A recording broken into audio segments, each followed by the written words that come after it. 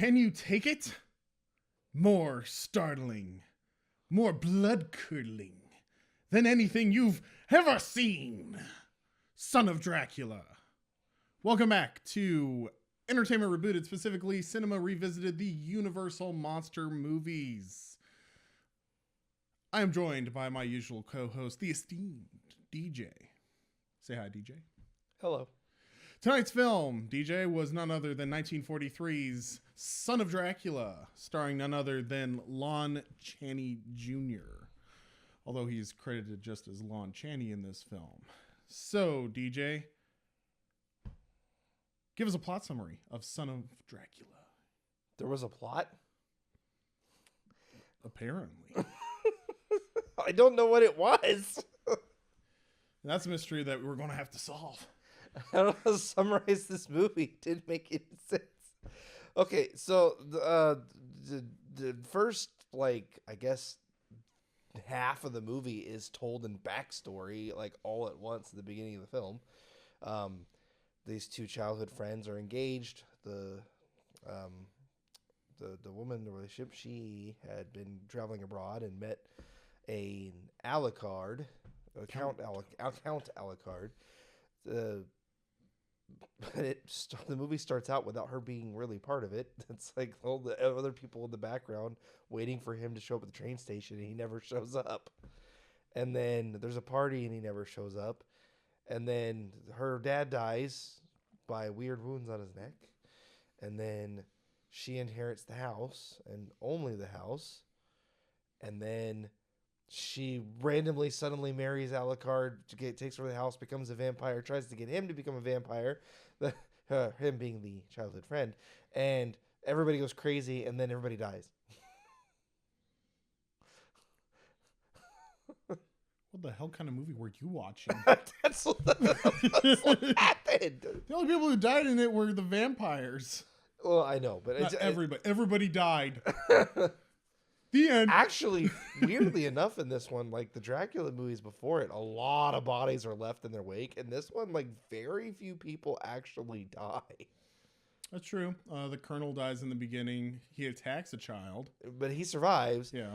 And the vampires die, and that's it. Pretty much, yeah. Well, okay. He takes out the voodoo lady. Yeah, that's true. The she did die at the beginning. The one that provided the most exposition. And I don't even know. So you brought her with you. Why? I don't. We'll get into it. There's a lot of why in this movie. Okay. Well, as we're diving into the film, we're going to do what we usually do here in Cinema Revisited: the good, the bad. I give this movie a 4 out of 10, John. We don't usually give a rating. No, but I want to, just for this one. All the rest of the movies, it felt weird. Part of the reason we didn't really rate movies a lot of the time is because it felt kind of almost cruel in a way to rate film at the beginning of film. They're learning how to do this. This is a new thing. But I don't know. They figured it out at this point. This just feels lazy at this stage of the game. I mean, it's not well regarded. IMDb has it at a 6.1 out of 10. I think that's pretty fair. I mean, it's not an awful film. I actually would agree with that rating if I was actually rating this film. It's not horrible. It's just messy. All right, let's go. Okay, we're going to go into the good, the bad, the ugly, the iconic, and then we're going to talk about what we would do if Universal approached us to make this film for a modern audience. Let's start with the good. What's good about this movie? The second half of the film. There's finally plot. It's just that's it. Just literally from the point, I want to say roughly when she visits him in the jail cell as the vampire to the end of the movie was solid. That's not that.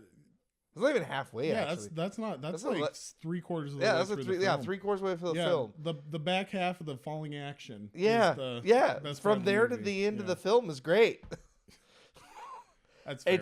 It's well done. There's a lot of great cinematography, some amazingly good scenes and shots, some fun little. Feels a bit rushed at moments, but it's fine. It's really good. It's just especially when the professors get. Well, actually, a little bit before that, when the professors start getting into it. Actually, Yeah. so yeah, that was past the halfway point. Okay. But that was solid. Yeah, I agree with you. That was pretty solid. For good, I would have to say that it's kind of good. It's kind of bad. It's good because they did it well. It's bad that they didn't continue on with it. The beginning of the film has a very, very strong gothic horror vibe to it. It's very different than a lot of the other Universal films. Like, it starts out stereotypical Universal title card. We're blown away by how cool the title card is. And then it's a train station. And it's two men in suits at a train station. Like, 4 other movies that Universal has made in their monster movies start out with 2 men in suits at a train station after the title cards that we're blown away by. All the Frankenstein movies. So it's like, that's very stereotypical. But the moment that they get to the actual house, like Claire's house, and she talks to she's not really voodoo. She's kind of a gypsy. Are you talking about the old lady? Yeah, the old lady. They kind of talk about what she is. She's just kind of this She's a weird gypsy. They said she was a gypsy She's a woman. gypsy? Yeah. Okay. Well, when they talk to the gypsy woman, like, it has a really, really strong gothic horror vibe to it, where she's talking about the doom, gloom. There's a terrible presence looming over you. You'll die because you have married a corpse. Like, it has this very strong gothic vibe to it.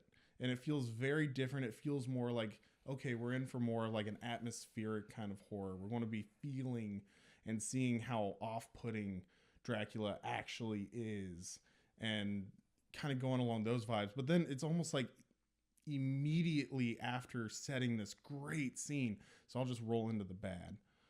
Immediately after this great scene, the bad part is that it goes super strong. Rails. It goes, well, yeah, immediately it goes off the rails. We get a really bad bat graphic, and then it becomes very, very messy and very, very campy until about the back half of the film. Yeah. So that's the bad. Is like, it started out really strong, and I was like, okay, this is going to be interesting. This is going to be kind of creepy. And then it's like, no. What's funny about the bat thing is the earlier one feels campy, but later on when the bat shows up, even though it's still like looks like a toy, it actually has that creepy vibe to it. I forget sometimes from when we watched earlier films that even with the bad special effects, they still get a really good air of creepy. Like, yeah, you could tell it's a fake bat, but it still feels uncanny and creepy, and you still get that little bit of feeling of eeriness. Like, oh, I don't like this. But Yeah. the one earlier in the film feels like just the toy bat without any of that creepy, eerie factor there. And so it gets really campy. And I was afraid that was going to be like the rest of the film, but the next time the bat shows up, it works. Yeah, it's one So of those. it threw me off on a Yeah. weird loop. Yeah, it's one of those things where sometimes the uncanniness of this prop works well. Like in the 1931 Dracula, you're like, well, early film. But the uncanniness of it, like, you have a bat that's just kind of floating in the middle of nowhere. It's unusual for a bat. It works. You're right, though. Like, I think it's maybe the cameras have gotten better quality, and we're getting more used to kind of I actually better think graphics. they didn't set the tone well. Yeah. Because later on in the film, when the bat shows up, it sets the tone. And that was my bad, is the tone is inconsistent. Like, I said, like, the first half of the film is bad. The first half of the film isn't really bad on its own face. It's just the tone and setting is all over the place. It starts out, just like you said, with this perfect, like, gothic horror vibe, and then drops it on its head, like, immediately. And then Lon Chaney comes in. He plays the vampire really well later, but in the beginning, he's kind of too Lon Chaney. He feels like he did as the Wolfman before he became the werewolf. When he was like the forgotten son that lived in America too long and got a little too American-y, He feels a little bit, not necessarily suave, a bit shy. Yeah, and he feels out of place. yeah, he feels a little- shy, yeah, a like little reserved, off, rather yeah. than that clever, suave countness. Like, he's avoiding everybody because he just doesn't know how to handle people. When he talks more later on, it gets better. But earlier on, I think they tried to set that mysterious tone that they did with the first Dracula, but it doesn't work here. And there's too much lack of explaining what's going. They have this massive exposition in the beginning of the film about this long journey that she had and all these things that they did, but they don't actually show any of it or anything, so you don't get to really know Dracula's character through show. It's all tell from what you've heard from third-party characters, and none of it.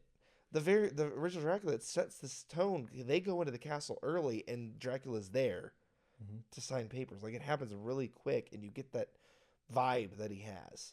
This one just doesn't get to have that, and that hurts the film quite a bit. Definitely. Okay, we did good, bad, ugly. What's ugly about this film? What's the thing that you kind of warn people about if they're watching it? The extreme, not necessarily the lack of, but the overbearing just destruction of the plot. The plot is the ugly in this. The second part of the film is really solid, which made me hate the beginning even more. It's like it's trying to. I get what they tried to do. They were trying to set this mystery of what is the motivation, but they didn't do it in a way like you would do in a thriller or a horror film where you keep it like a mystery. They just don't touch it at all. In a lot of horror films, especially in Universal, this is compared to the ones we've done, Universal Monsters in general, make it very clear the motivations of the characters. And even if there's secondary motivations, it's you understand the character enough to know why they would be willing to do that. A great example is Daughter of Dracula. She starts the film trying to cure. You don't know anything about her, but she's trying to cure herself, and you learn that slowly. Then she just kind of embraces who she is, and you watch that transformation. This, the main character, the lead here, she wants to be a vampire for immortality. And they even talk about later in the film how she's kind of macabre. She's gothic. You know, she has that fascination with death. But they don't show that early. Nothing about her character comes off that way. She comes off very much as the atypical female lead, where she's like peppy and fun, and she doesn't feel like she's any kind of like weird or different than anybody. She doesn't come across that way. And then all of a sudden they're like, oh yeah, she's a weirdo that likes death. Since when? That has never been established in this movie. I have seen nothing that says that. And that is the ugly. Like the character, the plot, all that comes in together just falls flat on its face. Because you don't learn until the third act her motivations, and everything's explained through third-party characters has never been shown to that point. Had they shown earlier in the film that she had that death fascination, well, you could say, well, she brought in that lady. That doesn't... That's not even like a death fascination. No, it's this is like an a fascination. You know, and they do say that. She has a fascination with, like, the occult. But, like, nothing came across as, I'm going to betray everybody and turn myself immortal. That feels like an out-of-nowhere character switch. It doesn't feel like oh, okay, I see where this is going. It goes, that's an entirely different person than we saw earlier in the film. There's no foreshadowing. There's no leading time. Yeah, I would agree with you. I specifically with the ugly, I would say that this film is extremely janky, just in general. And a lot of it kind of leans into the fact that either there's assumptions that are made that the audience just kind of doesn't get something and it gets overemphasized, or there's an assumption that the audience will catch on to it because we kind of mention it later on. And it seems to be like some things are just conveniently brought up enough that it's like, oh, her motivations totally make sense because this is how she is, even though that's not how she acts. It's not what we see. That's not anything that is in line with, right, like you were saying. But another thing too is that it comes off very janky because it's like we start the film off and the very first thing when we get in contact with anything having to do with Dracula or Count Alucard is the guy literally goes up to the thing and goes, oh, Alucard, D-R-A-C. And it's like, okay, so you figured it out. immediately within a minute and a half. Alucard's Dracula spelled backwards. There might be a connection here. Within like 30 seconds, a minute of screen time. And then he has to remind the audience a second time later on, oh, Alucard, D-R-A, it's Dracula back. Oh, amazing. You know, it's like it's overemphasizing something that's very, very obvious to the audience. We're going into the movie with Son of Dracula. I wonder if Dracula's involved. I wonder if this mysterious person, this Count Alucard, may be tied into Son of Dracula. I think I can put it into words my feelings. You know, you think in a true mystery, you should feel a sense of like relief mixed with like a little bit of like kind of like a guilty resolve when you learn the truth of what the mystery is. Yeah. Oh, that makes sense. Okay. Or maybe even feel a little stupid that, okay, you got me. I get it. But what I felt when the mystery was resolved was pure frustration. Like it would be as if you had a murder mystery and the person who did the murdering wasn't even one of the suspects. Like you spend a whole film interviewing all these people and a random person walks in the room. Actually, it was me the whole time. And you're like, who the heck are you? No, and it just insults me. Like, what was the point of the film if none of this matches what you're going to show me? Well, and also like the pointing out of like the obvious, it would be like if the murderer showed up at the beginning of the film and introduced himself. My name is Red Rum. And then somebody points out and they're just like, Red Rum. M-U-R-D. And then it's like, he's actually Mr. Murder. Well, the murderer. So it's like that, but it's janky. We have tonal shifts that just don't make sense. Sometimes it'll be like they establish something really strongly. I think I pointed it out at the very beginning of the film. I was like, well, that's a tone shift. That doesn't make sense. It jumps between all these things, and it's just like it can't really. We made the joke during the movie that it was all the stuff they cut out of all the other monster movies that didn't make it, and just made a movie out of like the cut pieces out of the other films. Yeah, that's what it feels like. Yeah, and that's exactly how it feels, and it's just one of those things where it's like it jumps tone, it jumps story, it jumps the characters' motivations jump, and then it doesn't know what it wants to really be. Does it want to be a gothic horror? No. Does it want to be an occult horror? No. Does it want to be a Dracula movie? Not really. Does it want to be a twist at the end? Not really. Does it want to be Van Helsing hunting evil? No, not really. Does it want to be a tragic love story at the very end? That actually, I like that because that was my iconic. Okay, yeah, let's move into iconic. Yeah. That was my iconic, the very ending scene. When every single one of these monster movies, like from the beginning all the way in, it was always like, especially the Frankenstein ones, but there was always like, oh, the loving couple leave together in the end and everything's okay. They almost always walk into the sunset. Yeah. This one, the one exception we saw so far was Wolfman. This one had the lead guy have to like kill his love. Like, and it was like, oh my gosh, it was just insane. Like you see him because he's promised immortality, and he goes in there, he kills Dracula like he was supposed to, and he goes to meet her, and he opens the coffin, and he just sits down and admires her, and everybody else gets there, and the room's on fire, and you're like, oh my gosh, he did it, because I really wasn't sure if he was going to go along with it or not. That was the part they did a really good job of throwing me off, and that was like that was the hook you should have had the whole film. And part of the reason to me that not only is that are unique to all of the series of these films we've seen so far, but it made that scene stand out from the whole rest of the film, because I'm like, you are capable of doing a great like red herring, a great lead on, and you did it here. Where was that in the rest of the film? That iconic made my ugly stand out a lot stronger, because like you can't put that good and bad that close together. I'm going to notice.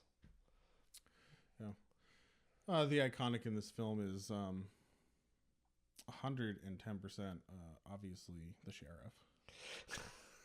No, it's hard for me to find something to actually say is actually really iconic about this movie. I thought you would have picked the professors because that was pretty solid. Well, the professors are pretty solid, but I wouldn't say that that's iconic. That's it's not true. like It had that Van Helsing vibes to Yeah. it though. But that scene where he just pulls out the cross like, and it's like in the palm of his hand. Like he just had it and he palmed it and he's like that. Like, that it was has good epic. scenes. That yeah. was epic. And he's just like, oh crap, and then he just fades back out of the door. I wanted to pick that, but that was mine until I saw the end and that overblew it. Yeah, the ending's pretty iconic. In all seriousness, though, I think the iconic here is the special effects. The special effects in general, yes, the uncanny bat. That's one bad graphic. The like, mist is cool though. That's what I'm getting at. Like the mist is really cool. The transitions when Dracula suddenly just transforms on screen, transforms into full self from the shadows, from the mist. The from bat these one, things. yeah, when the bat flies and he becomes, that was good. They avoided that in the original 1931. They always had him transform off screen because they couldn't make that work, and you could tell they wanted to do it in this one. They're like, hey guys, let's actually do the transformations because we can do it now. Yeah. And then even when Dracula dies, like you see him do the we've seen the transition before. Like we've seen the first one, I think that we had that major transition was it Werewolf of London was the first one that had the full transition? I can't remember. But for sure, Invisible Man. Invisible Man did it, yeah. 1933's Invisible Man transitioned and it actually showed you like from invisibility to skeleton to muscle to skin. Yes. And this one goes from skin to bone. But the way that they do it is much cleaner. So it's like clearly 10 years have passed in film technology.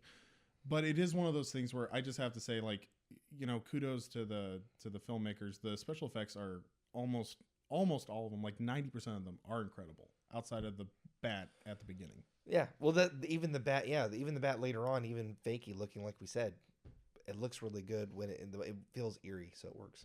Yeah, it works in the second half. That first time, not really. All right, speaking of things that work, let's say that Universal actually wants to give us jobs. So you were saying?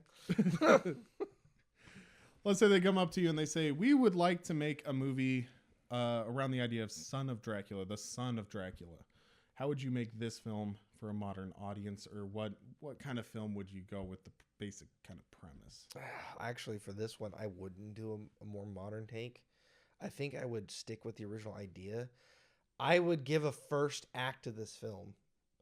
This film just feels like it's missing the first act, where it's like The Mummy is a good example of this. The Mummy films don't just have the mummy show up. They show them adventuring and finding and discovering these things. Do that. If you're going to have this character who's like obsessed with the occult, have it start with her seeking out the occult. Yeah. I would start, again, these films were done to be short-laced, but I would show her from a young girl growing up with him and have some event that kind of gives this foreshadowing of her fear of death. Then you show her more grown up and she's adventuring and stuff and she's finding the occult and she runs into Alucard. And she learns his secret. And you can even have it, which I probably actually would do, off screen. Like not show it. Because I would want that little bit of mystery there. She meets him, learns about this guy, and then later on she's inviting him home. And you leave this air of mystery that you know, you've seen the meet, so you know he meets. You start learning about his character as the audience, but you don't know if she knows. And then that mystery works a lot better when she goes and with him, you're not sure if she's being controlled. Because I'm sitting here like, is she being controlled? Is she doing this on her own? I have no idea what her motivations are. I don't know what's happening. I want to take that mystery and not be a frustrating not know what's happening. I want it to be an intriguing not know what's happening.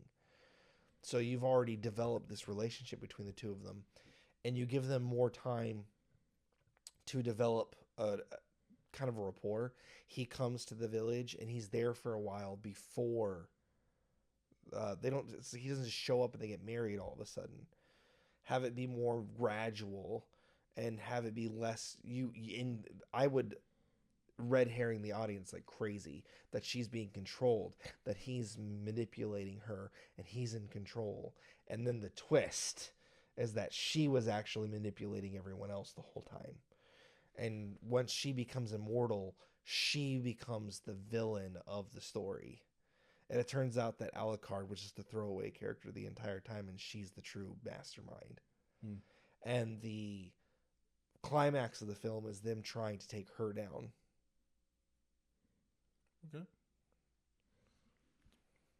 Okay. That leaves a lot of the end of the film the same, and then it could still be like the friend is the one who eventually has to kill her. Friend / fiancé. Yeah. Make it still tragic at the end. Yes. Okay.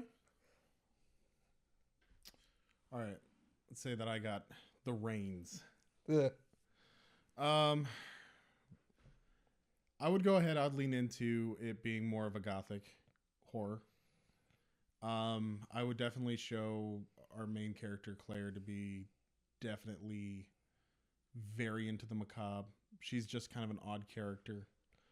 That would give her more character development, that's for sure. Right. So she's very macabre. She's very into this like darkness. And some people may even comment like Fred seems like a golden retriever. Why is he still in love with this girl? She went through like this weird phase after her mother died. She's become obsessed, it seems, with death. And then it's anytime that they come to her, it's just like, you become so dark. I don't recognize you anymore because it's so dark. And she's like, well, you're obsessed with death. It's not about death. It's about conquering death. It's about besting death. Something like that, where it's like, I want to best. It's about besting death. And we get kind of like the ham-fisted where it's like, oh, this Alucard person that she's run into in her travels, she's invited him home and he's this mysterious person, and then ham-fisted like, oh, Alucard, DRA, like do that whole thing and make it appear as though she's been duped. Like lean into it. She has kind of this, the prophecy comes out, everybody's kind of telling her, maybe even like the professor flat out says, bro, his name's Alucard. It's backwards Dracula. This is not somebody that you want to meet with. He's not somebody with an interest that's similar to yours. He's trying to trick you. He's trying to dupe you. He's trying to make you one of his wives or whatever it is. Like they think that they know what was going on. And then the twist happens where she's like, well, actually, no, it's about besting death. Dracula is the embodiment of death. He has given me immortality. Now I take the reins. You lean more into what it already did, just with way more clarity. Way more clarity, way more character development, but also just have like a little bit of more, it's the creepy atmosphere. It's just leaning into this whole thing. And like I said, lean into the fact that it's too obvious. She has this twist and she goes, oh, I'm trying to best death and all these different things. And then there's a secondary twist. And Dracula's like, I've been alive for like 500 years. I'm not stupid. You just gave me what I want. I have your house. I'm master of the house. I'm master of this land. I now have a new area to haunt. And, oh yeah, now you're my wife. You do as I command, kind of thing. Like, make it a thing where it's just like he's kind of played her. He's like, I'm not stupid. I'm 500 He was old. played really easy for... Yeah, like he was played really easy. He was literally just, and he was bested like off screen and in the most simplistic manner. Oh, I have immortality now. Why don't you go and kill him for me, honey bunches of oats? And then he does immediately, even though he idiotically shows up before the sun rises. Still manages to win, barely. Yeah. So I would just have. I was like, why did he like make sure to go after sunrise, and he made straight up goes before. He just wanted to see the look in his eyes. What he wanted. I want to see you suffer, Dracula. You're gonna suffer like you made me suffer. But anyway, so Dracula would go and he'd be like, I'm not stupid. I've been alive for 500 years. And the thing is that we foreshadow a lot of this with like the prophecy.